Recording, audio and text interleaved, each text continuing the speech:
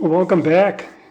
Back in Romans, moving through Romans in 2025. So this is our goal for the year, is to get through the book of Romans, which I think we'll do. We'll be done sometime in October.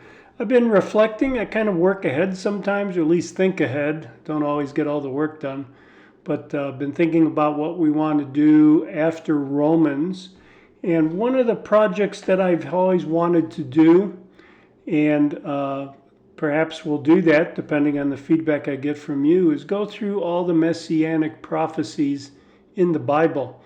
Now, there are a lot, so I won't be doing it exhaustively. I say all, I mean a comprehensive look, maybe not an exhaustive look.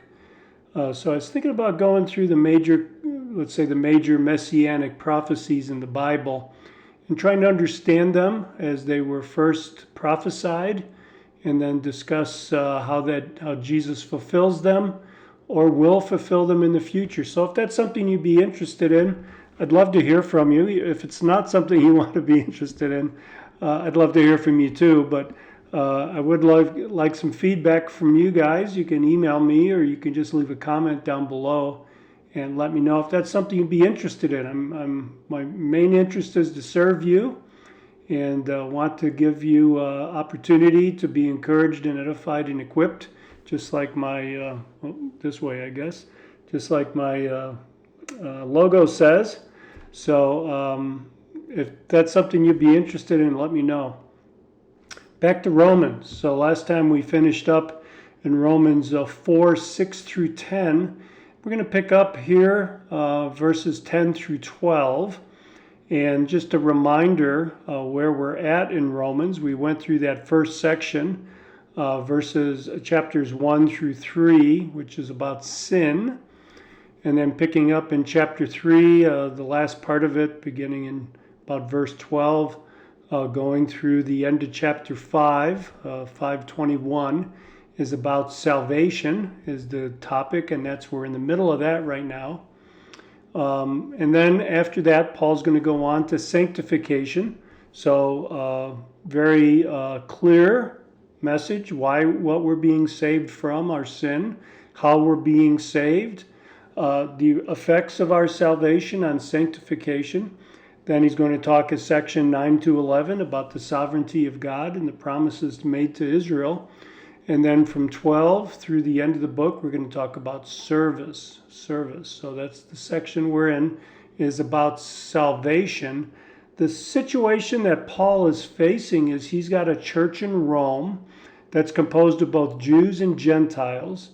If you recall from our introduction, the Jews had been ejected from Rome for a period of time by Claudius, and now they're returning. And this church has to come together. You ever have a church split? Ever have a dissension within the church? You know how disturbing that could be and how saddening it could be. And Paul is addressing something like that. He's addressing about Jews and Gentiles coming together in this new entity, this new body called the church. Jews don't go away, neither do Gentiles, but when they become Christians, they become part of the church. Paul is making the point here of unity in the body. That's what he's talking about. So with that background, let's take a look at Romans 4, 10 through 12, and we'll see how this contributes what Paul's talking about. So he says, how then was it credited? How was what credited, we could ask? Well, he's talking about righteousness, or we would call it salvation. How was this righteousness credited to Abraham, as you can see at the end of verse 9? How was it done? Well, he was circumcised. That is, was this when Abraham became a Jew? When he took on the mark of covenant with the Jewish people and the circumcision? Or when he was uncircumcised? Is that when faith was credited to him as righteousness? And Paul answers the question. He raises the question, now he answers it. Not while circumcised, but while uncircumcised. So Abraham was credited, faith was credited to Abraham as righteousness while he was uncircumcised. This is before we can say perhaps some would object to me putting it like this, but before Paul, Abraham was Jewish, we could say. Before Abraham was Jewish, that's when it was credited to him. He received the sign of circumcision, a seal of the righteousness of the faith he had whilst uncircumcised, so that he might be the father of all who believe without being circumcised, that righteousness might be credited to them. So what is he saying here? He said he received the sign of circumcision, which was just a mark in the flesh, a sealing of the righteousness of the faith he had received while he was uncircumcised. So Abraham was saved as an uncircumcised man, and then after being circumcised, that was kind of the fulfillment of his faith, we can say, or the manifestation of his faith. Some of our Reformed brothers would look at circumcision as equivalent to baptism in the New Testament. I wouldn't go quite that far, but it's got the same function. It sealed Abraham's faith. So that, or we can say for the reason, I love when Paul says things like this because it makes it clear, his whole line of thought is very clear. So that, what is the result? He might be the father of all who believe, while being uncircumcised, without being circumcised, that righteousness might be credited to them. To who? To those who believe without being circumcised. So Abraham is the father of Gentile Christian believers. That's what he's saying here. If you're in the church and you're a Gentile, you can look to Abraham as your father in the faith, just as a Jew can. Verse 12, and the father of circumcision, that is the father of those who have been circumcised, father of Jews, to those who are not only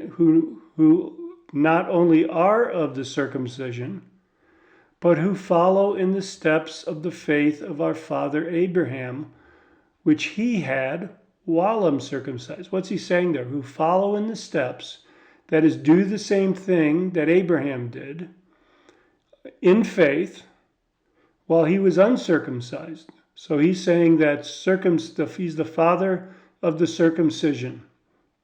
He's also the father of Jews, men who have been circumcised, who follow in that same path of faith, justification, or faith through righteousness through faith, I should say.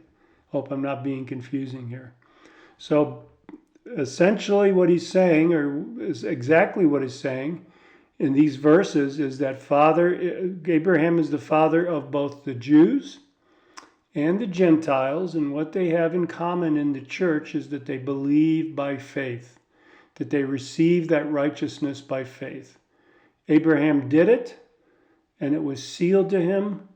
Same thing so he's the father of those who receive righteousness by faith before circumcision, and the father of those who receive righteousness of faith after circumcision.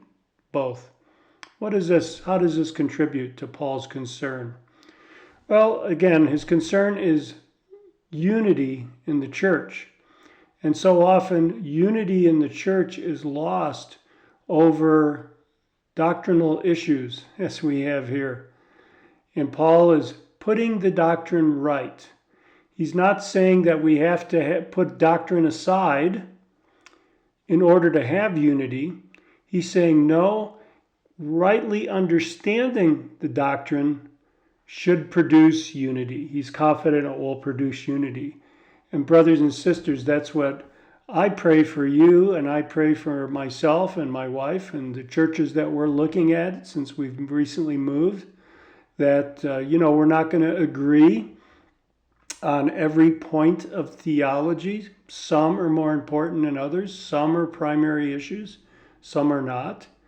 But we want to be able to agree on those primary issues, and the nature of salvation is one of them. And Paul is making it very important here. So, if you are looking for a church, or if you are in a church and you have some questions about their doctrine of salvation, I'd certainly ask. I wouldn't condemn them if they are not the same as you, but I would find a church, when we're talking particularly about salvation, that would agree with what you believe about salvation. As we go through this section, it'll be clarifying to you how people are saved. So I'd say be patient with me as we make our way through chapters 4 and 5 and see if your doctrine of salvation aligns with what's in the Bible, and then see if it aligns with your church. And it's not, you don't want to create disunity, but if the church is perhaps not of the same mind as the Bible or you on the doctrine of salvation, perhaps it's time for you to look somewhere else to fellowship. So, brothers and sisters, we'll continue in this week, and pray that you're edified. Again, give me feedback on going through the Messianic prophecies. If that's something you'd be interested in. God bless you, and thank you for being with me today.